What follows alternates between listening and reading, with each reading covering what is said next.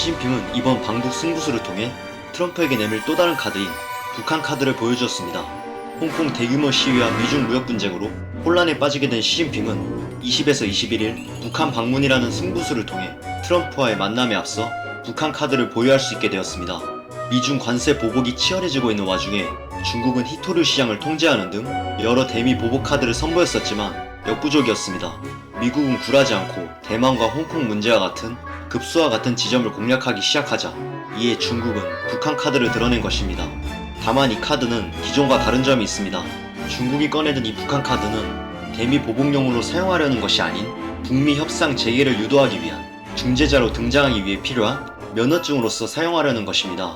이를 통해 중국은 미중 무역 분쟁 갈등을 해소하고 남북미가 주도하는 한반도의 프로세스에 참여하기 위한 진지를 구축하고 있습니다. 베이징 소식통에 따르면 중국 지도부에서는 시진핑은 이번 방북을 통해 북중 관계를 강화하고 한반도의 정치적 문제에 대한 해결 추진을 대외 명분으로 삼았었는데 어느 정도 성과를 거두었다고 언급했습니다. 또한 무려 200만 명이 참가하여 전 세계의 주목을 한몸에 받았던 홍콩의 범죄인 인도 법안 시위 사태도 희미해지게 만드는 효과를 봤다고 합니다. 시진핑은 지난 20일 김정은과의 정상회담에서 한반도 문제의 해결을 지지한다는 의사표시와 함께 북한의 안보 등의 문제를 해결하는 데 있어서 힘이 닿는 한 도움을 주겠다며 북한의 튼튼한 보호막이 될 것을 약속했습니다. 이는 중국이 북한의 가장 친근한 국가로서 북한이 한반도 문제만 해결한다면 안전을 보장하고 경제 분야에 대해서 적극적인 지원을 하겠다는 뜻으로 보입니다. 김정은 또한 중국이 한반도 문제 해결 과정에서 상당한 역할을 해온 것을 칭찬하였고 한반도 문제의 정치적 해결 과정에서 중국과 힘을 합치겠다고 언급했습니다.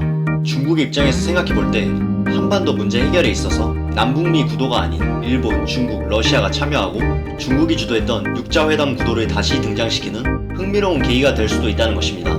북한과 중국은 수교 70주년을 맞이해 실제로 양국 관계를 강화하며 전략적 밀월 관계를 가지게 되었습니다. 여기서 밀월 관계라는 말은 꿀같이 달콤한 달인 허니문을 그대로 한자로 번역한 뜻입니다.